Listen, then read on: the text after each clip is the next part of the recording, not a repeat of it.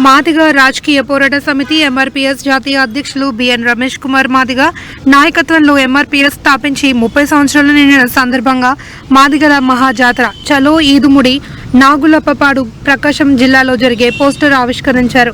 ఈ సందర్భంగా ఎంఆర్పీఎస్ జిల్లా అధ్యక్షులు చిట్యాల సాయన్న, రాష్ట్ర ఉపాధ్యక్షులు బాగయ్య మాట్లాడుతూ ఎస్సీఏ బీసీడీ రిజర్వేషన్ల వర్గీకరణ సాధనకై ఎంఆర్పీఎస్ స్థాపించి 30 సంవత్సరాలు నిండిన సందర్భంగా మాదికల మహాజాతర జూలై 7వ తేదీ చలో ఈదురుముడి నాగులప్పపాడులో చలో ఈదురుముడి పోస్టర్ను ఆవిష్కరించడం జరిగిందని తెలిపారు. జూలై 7వ తేదీ జరిగే చలో ఈదురుముడి విజయవంతం చేయాలి అని కోరారు. కేంద్ర ప్రభుత్వం గత 10 సంవత్సరాల అధికారంలో ఉండి కూడా ఎస్సీ వర్గీకరణ చేస్తామని చెప్పి ఇంతవరకు చేయలేదు అని, కేంద్రంలో మళ్ళీ ఇప్పుడు అధికారంలోకి రాగానే 100 రోజుల్లోనే ఎస్సీ వర్గీకరణ చేస్తానని భారతదేశ ప్రధానమంత్రి నరేంద్ర మోడీ చెప్పారని, ఇప్పటికీ కూడా ఎస్సీ వర్గీకరణ చేయడం లేదన్నారు. ఇప్పటికే 3 కమిటీలు వేయడం జరిగిందని, మరొక కమిటీ వేయడం ఎందుకు, ఇదంతా వర్గీకరణ కోసం కాదని జాప్యం చేసి పబ్బం గడుపుకోవడానికే మాత్రమే చూస్తున్నారని తెలిపారు. కార్యక్రమంలో అశోక్, ఆర్ సాయిలు, లక్ష్మీ బాలామణి, ఆర్ చినరాజయ్య, కొత్తూరి గంగాధర్, పాపర్తి సాయిలు తదితరులు పాల్గొన్నారు.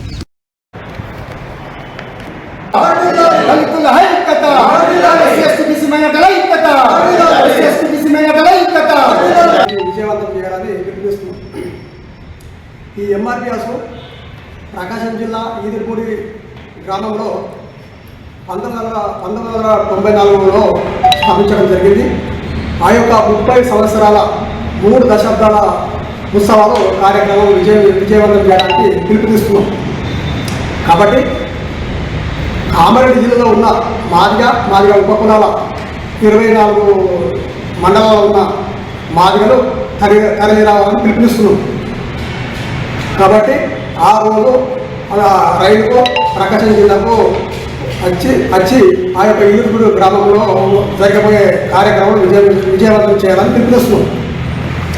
కాగా తర్వాత ఈ కార్యక్రమం అయినాక తర్వాత ఈ కామారెడ్డి జిల్లాలో ఒక జిల్లా స్థాయి సమావేశం ఏర్పాటు చేసి మరి ఈ యొక్క ఏబిసిడి వర్గీకరణ బీజేపీ పార్టీ వాళ్ళు వర్గీకరణ పార్లమెంట్లో చట్టం చేస్తామని మాటిచ్చారు.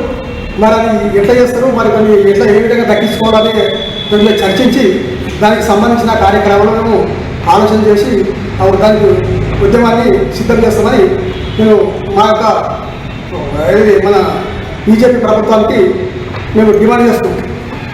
అయితే గతంలోనే 3 కమిషన్లు వేయడం జరిగింది. ఏబిసిడి వర్గీకరణ కావాలంటే 3 కమిషన్లు చేశారు. 1965లో లోకూర్ కమిషన్ చేశారు. చంద్రబాబు ముఖ్యమంత్రి ఉన్నప్పుడు అప్పుడు రామచంద్రరావు కమిషన్ వేయడం జరిగింది. మళ్ళా కాంగ్రెస్ అధికారంలో ఉన్నప్పుడు మూసమేర కమిషన్ వేయడం జరిగింది. ఈ 3 కమిషన్లు ఎందుకు వేయాలంటే ఏ కులం పక్కం ఎస్సీలలో 59 కులాలు ఉన్నాయి. ఏ కులం పక్కన ఉంది, ఏ కులం పంచింది, ఏ కులం గడ్డగట్ల ఉంది, ఇది లెక్కలు కట్టి ఢిల్లీకి పంపడం జరిగింది ఇప్పటికే.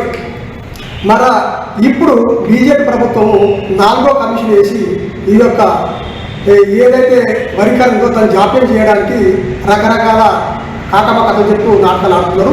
దీన్ని తరిమి కొట్టడానికి త్వరలో నిర్ణయం తీసుకొని బీజేపీ ఆఫీసులలో మేము ధర్నా చేసి ముట్టడి చేయడానికి మాదిగ కులాలను మాదిగ ఉపకులాలను సిద్ధం కావాలని పిలుపునిస్తున్నాం.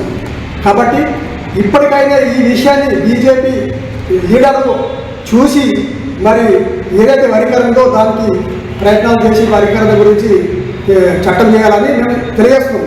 లేనిచో బీజేపీ ప్రతి తెలంగాణలో అన్ని బీజేపీ జిల్లా కేంద్రాల ఆఫీసు ముందు మేము ధర్నా చేసి ముట్టడించి కార్యక్రమాన్ని విజయవంతం చేస్తామని మేము డిమాండ్ చేస్తున్నాం.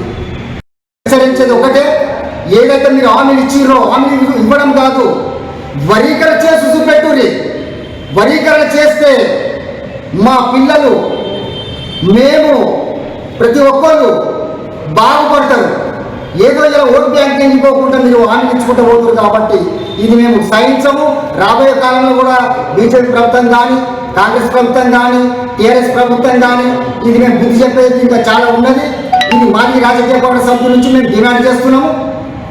కాబట్టి ఇప్పుడన్నా మన దళిత బిడ్డలు కానీ, విద్యార్థులు కానీ, నిరుద్యోగులు కానీ ప్రతి ఒక్కరికి ఇలా దృష్టిలో పెట్టుకోవాలా.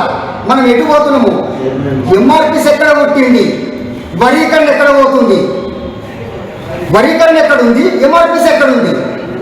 ఎంఆర్పిఎస్ ఇరుముడిలో ఉంది, వరీకరణ ఢిల్లీలో ఉంది.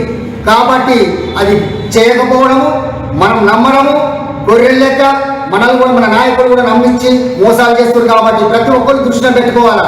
ఎవరైతే ఇలా రాజకీయ నాయకుల దగ్గర మన నాయకులు కూడా మన దళిత సోదరులు కూడా పనిచేయడం జరుగుతుంది. కాబట్టి దీన్ని పెద్ద ఎత్తున లేవనెత్తి రాబోయే కాలంలో మన పిల్లల భవిష్యత్తు ఉండాలంటే వరీకరణ ఇంపార్టెంట్ అవసరం ఉంది, ఎంతో అవసరం ఉంది.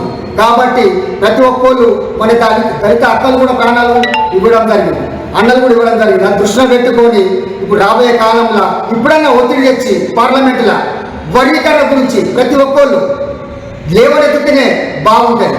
ఏదో ఒక్క నాయకుడు చేస్తుండు, ఇలా మందకృష్ణ మాదిగ చేస్తుండు అని కాదు.